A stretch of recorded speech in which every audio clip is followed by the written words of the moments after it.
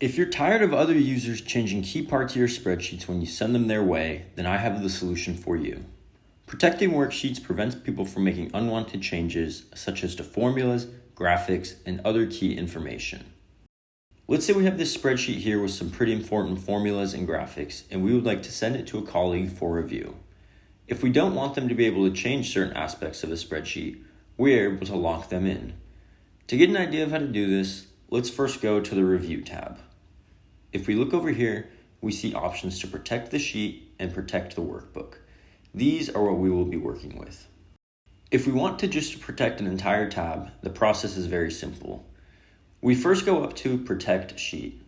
When we click this, we are met with this box, which gives us options of what we want to be locked. In order to lock in the graphics, we need to be sure not to select Edit Objects. If you don't want users to have the ability to click on and view locked cells, then leave this box here unchecked. There are also lots of other restrictions we can place on the worksheet, but we are just going to limit it to this for now. Once we are ready, let's create a password for this sheet, which we will need to enter twice. If you ever want to make any changes, you will need to remember this password. Once you're all done with this, we are no longer able to click into any cells or move any of the graphics. If you want to remove these restrictions, simply press Unprotect Sheet and enter in your password. Next, let's work through what to do if you only want certain cells locked. If you go to any cell and press Ctrl+1, you are taken to this formatting selection. Let's go to Protection at the end, and we see that this cell is naturally locked to begin with. This means that when we lock the worksheet, every single cell automatically locks, which is exactly what we just did. Let's work around this. In order to lock certain cells and unlock others, we need to start by unlocking them all. Let's hit this triangle in the top left, which selects the entire sheet.